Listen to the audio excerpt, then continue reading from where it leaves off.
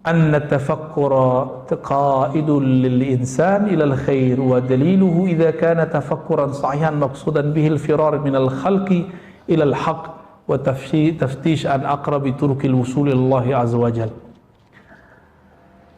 Tafakkur itu adalah guide-nya manusia. Jadi yang bimbing kita itu tafakkur kita, yang kemudian menggait kita kepada yang baik. Bahkan membawa manusia dari euforia bermakhluk, asik dengan makhluk, kemudian kita diangkat kepada Khalik, kepada Allah Subhanahu wa Ta'ala. Nabi Muhammad sebelum diresmikan sebagai Rasul, beliau kan dah Nabi. Apa amalan beliau? Beliau sering merenung, kemudian beliau pergi ke Gua Hira, tahannus. Tahannus itu salah satu programnya tafakkur. 2, tafakkur tadabbur, tafakkur tadabbur. Beliau tafakkur. Maka Nabi itu di saking kerasnya, meskipun kerasnya arus kemusyrikan, orang tuh nyembah berhala. Tapi Nabi terbawa nggak? Ini saya kasih tahu. Salah satu karakter orang yang tafakkur, dia tidak termakan oleh mainstream. Dia sendiri, itu sudah cukup. Dia nggak perlu kata orang, dia nggak perlu menurut orang.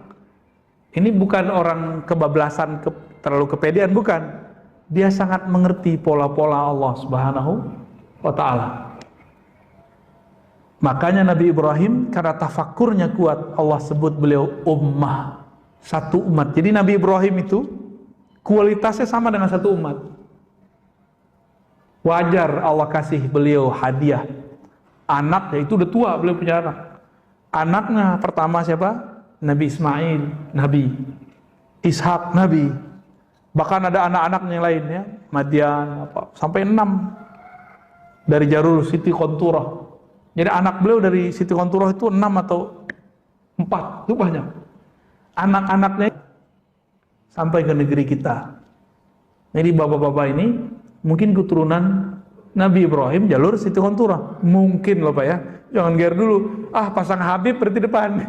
Enggak begitu Pak ya. Kan mungkin. Kenapa? Kalau kita membaca teks. Tinggal dibuktikan pakai DNA apa nanti? Bener nggak nih? Jadi antum benci sama Israel, misalnya nih, benci kepada Israel sebagai bangsa nggak boleh, tapi benci kepada Zionis yang mereka merusak alam ini itu boleh, bahkan wajib kali ya. Itulah yang disebut al-Yahud di Quran, lan tarda ankal Yahud.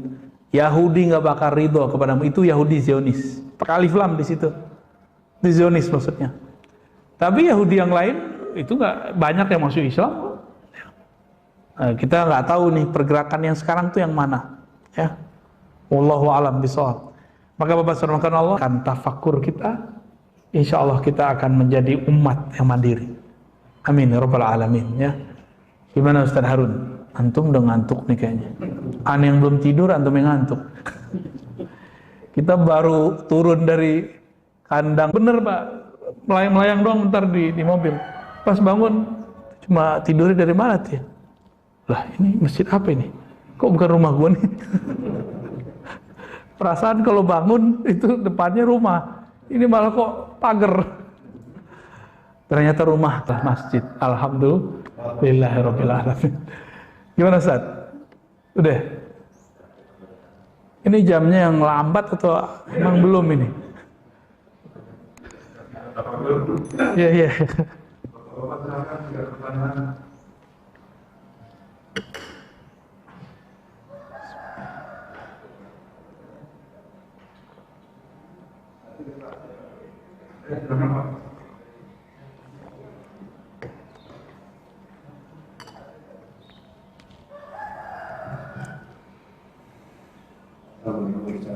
Waalaikumsalam warahmatullahi wabarakatuh.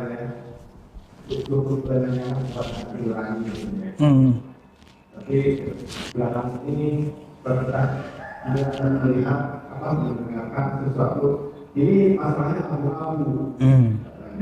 Ada masalah yang kalau itu? Jadi kalau ada siapa yang kalau itu? Karena kan hari itu hanya salah benar saja. Yang waktunya akan nanya siapa kepada siapa. Waduh, ini pertanyaan mau jadi wali nih.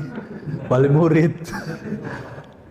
Nabi itu didatengin sahabat nanya, ya Rasulullah, apa yang disebut kebaikan? Apa kata Nabi? Albirru nafs watma'anna ilaihil qalb. Nabi kasih indikator, Nabi nggak kasih definisi. Jadi orang Arab itu bukan bangsa yang mendefinisikan masalah, tapi bangsa yang baca indikator-indikator. Maka Nabi itu kalau ada apa aja dikasih contoh. Semuanya contoh.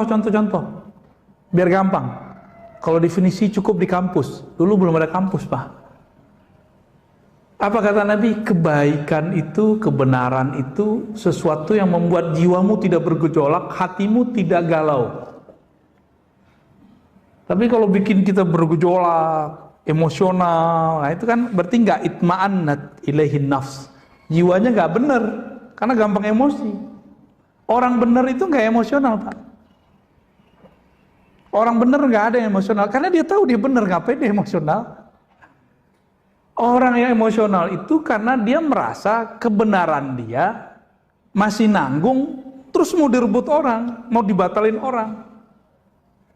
Tapi orang yang tahu dia sudah benar, dia biasa aja, santai aja. Maka Nabi Muhammad SAW waktu sudah nyampe di Hudaybiyah, bentar lagi nyampe di Mekah, cuma 15 kilo lagi. Tahu-tahu ditahan, dibuat MOU, 10 tahun lagi baru boleh masuk. Umar udah gak mau ngamuk. Nabi santai aja gak? Nabi santai. Ntar juga selesai, kira-kira begitu. Nabi itu bergeraknya dengan kolbu, karena kolbu itu langsung di-guidance oleh Allah Subhanahu Wa Taala. Nggak pakai ini itu masih banyak.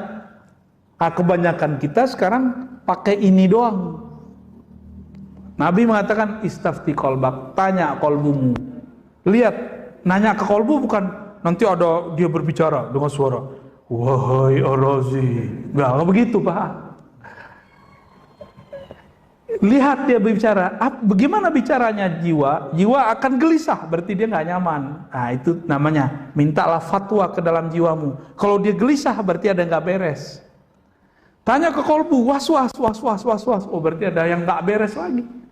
Kira-kira begitu, berdialog dengan diri.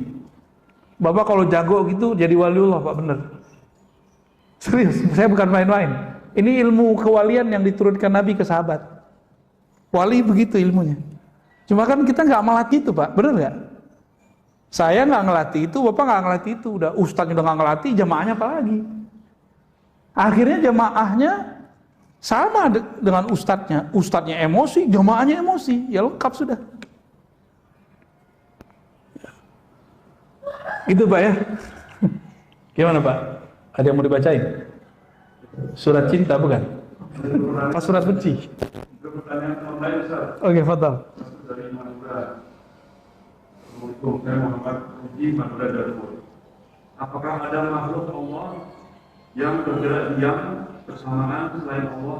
Mohon jawaban ya. Itu pertanyaan harus dibenerin. Bergerak kok diem? Itu secara ilmu logika udah nggak masuk. Ya, harus dilurusin dulu. Dalam ilmu mantik ini kan gramatikal berpikir. Gerak itu sekaligus bisa diam nggak? Gerak, diam ya diam. Dah, jadi pertanyaannya dilurusin dulu deh. Ya. Di tafsir Quran Allah menyebut dirinya aku dan kami. Itu yang nanya siapa tuh? Tidak ada Allah yang aku, ada Allah yang kami gitu ya. Mengatakan tafsir itu masalah dalam hal apakah Allah menyebut dirinya aku dan kapan kami. Coba perhatiin ya. Ini ayat yang paling senang saya baca. Dari dulu, dari kecil saya suka baca ayat ini. Surat Toha ayat 14. Malam tadi juga kayaknya saya baca ayat ini nih. Wahai Musa, kata Allah, la ilaha illa ana. Innani anallah la ilaha illa ana. Sesungguhnya aku Akulah Allah, innani, ya itu ada innani itu ada ya pada situ. Sesungguhnya aku, diulang lagi, ana Allah, akulah Allah. Jadi Allah itu kalau menyebut aku berarti ada keperkasaan di situ. Ada tauhid mutlak di situ. Sebenarnya yang boleh ngomong aku itu cuma Allah. Karena ana itu salah satu nama dari dia. Dulu Buya Hamka tuh nulis, sebenarnya kalau kamu mengatakan saya, aku, kamu sudah mencuri, kamu sudah memakai salah satu dari nama-nama Allah. Itu Buya Hamka tuh, Pak. Cakep juga Buya Hamka, emang dia sufi juga tuh. Karena ayahnya sufi, kakeknya sufi. Di akhir hayat dekat sama sufi-sufi. Meskipun beliau tokoh Muhammadiyah yang emang kita nggak dengar tasawuf, kecuali tasawuf modern ya, di kalangan Muhammadiyah. Itu ajib tuh ya, saya teringat masa kecil kita bacaannya buku-buku Buya Hamka. Kita datang ke jiran, ternyata orang-orang sana ya seumuran bapak, Pak, itu bacaannya buku-buku Buya Hamka. Jadi kalau membuka cerita dengan mereka lewat Buya Hamka. Bagaimana dengan kami? Nah, coba lihat kami. Kalau aku tadi keperkasaan, keesaan, mutlak. Ini baru sebagian yang kita buka, Pak ya. Ada banyak makna dalam aku itu. Kalau Allah mengatakan nahnu, kami, inna nahnu nazzalna adz-dzikra, ya, sesungguhnya kamilah yang menurunkan az-dzikra. Apa arti az-dzikra? Peringatan artinya Quran. Wa inna, dan sesungguhnya kami lagi lahu terhadap peringatan Quran itu lahafizun, ya, sungguh sebagai penjaga. Saya mau tanya, adakah di alam semesta ini sesuatu yang tidak ada nur Allah dalamnya? Adakah sesuatu yang terjadi di alam semesta tanpa campur tangan Allah Subhanahu wa taala? Ada nggak? Kalau ada berarti ada Tuhan selain Allah. Ada nggak? Berarti di sini ada peran Allah nggak? Walaupun zahirnya manusia yang buat. Di sini suara yang sampai kepada Bapak itu kan karena kita dekat, dalam hitungan detik, bahkan sebelum 1 detik udah nyampe. Tapi kalau jauh suaranya menggema baru nyampe kan di sana, telat nyampenya. Kita kalau dengerin petir, yang nyampe duluan cahaya atau suaranya? Cahayanya, karena kecepatan cahaya beda dengan kecepatan gelombang suara. Beda, Pak. Allah Subhanahu wa taala ada nggak? Jadi siapa sebenarnya menyampaikan suara ini kepada Bapak? Itu bukan saya, Pak. Allah yang nyampein. Masuk nggak? Maka sama siapa yang nonton lewat YouTube, lewat Facebook, dimanapun berada, itu yang menyampaikan itu Allah, bukan si Facebook itu, bukan si YouTube itu. Allah yang nyampein. Lewat. Apabila Allah melibatkan perbuatannya, maka dia mengatakan kami. Paham? Kita ini, alam semesta ini perbuatan Allah. Apabila dia menyebut perbuatannya, dia sebut kami. Maka dia mengatakan keesaannya dalam perbuatannya, disebut tauhidul af'al. Tauhid dalam perbuatan. Terbersit sedikit saja, Pak. Bapak ini, antum ini berpikir apa yang dipikirkan? Ada pergerakan di alam semesta, 1 biji zarah saja, itu bukan campur tangan Allah, musyrik langsung. Gawat nggak? Paham ya? Nggak ada. Bukan berarti kita fatalis, enggak. Kita sedang ingin menguji tauhid kita. Kira-kira seperti itu, Pak. Jadi keyakinan kepada Allah itu harus benar-benar bulat, sebulat-bulatnya, Pak. Nggak boleh. Sumbing dikit nggak boleh. Sumbing dikit syak, nggak diterima oleh Allah Subhanahu wa taala. Maka niatkan kita ngaji ini memantapkan keyakinan itu. Yang keyakinan ini Bapak nggak dapat dengan sholat 1000 rakaat. Itu maksudnya tafakkur sesaat lebih afdol daripada ibadah 1000 tahun, ibadah setahun. Kenapa? Dengan mengaji begini, pola-pola berpikir yang mantap, yang sahih tercipta nggak dari tadi? Tambah yakin nggak beragama? Tambah yakin nggak beropini? Insya Allah ya. Tadi nggak kebayang jihad, Pas kita colek, pada siap jihad Pak. Tapi jihad yang benar. Jangan ngaji jihad dulu sebelum ngaji bab toharoh.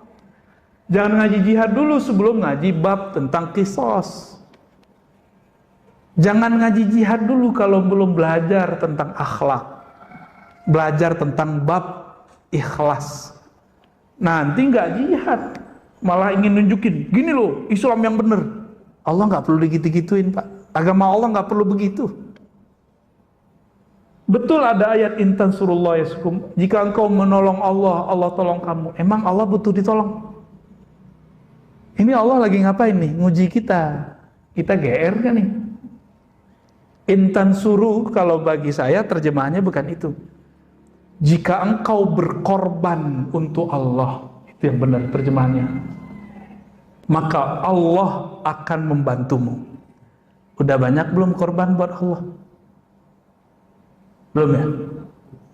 Belum. Gimana mau dibantu Allah kan? Gimana kolbunya belum bisa merasakan khusyuk? Gimana mau merasakan nikmat tahajud? Gimana mau bisa merasakan la ilaha illallah itu bergetar di kolbu? Gak bisa. Karena gak ada pengorbanan. Ini yang datang pagi ini sudah berkorban berarti. Mengorbankan rasa was-was. Benar gak? Bagus itu Pak, sembelih itu rasa was-was. Orang yang gak mau keluar-keluar rumah, gak mau ngaji ke masjid, itu lebih rentan kena nanti. Karena ada was-was ini bahaya. Bapak udah dapat imunitas ini, imunitas sosial. Was-wasnya terhilang. Karena was-was ini awal dari semua penyakit. Ini hemat kita ya. Gunting itu Pak, bakar rasa itu. Rasa was-was itu gimana cara bakarnya? Meskipun kita masih jaga jarak, tapi kita jangan sampai gak hadir di masjid-masjid Allah ya. Di majelis-majelis kajian-kajian yang menghantarkan kita kepada Allah. Kajian kan banyak juga Pak. Gak semua kajian menghantarkan, menyadarkan kita kepada Allah SWT.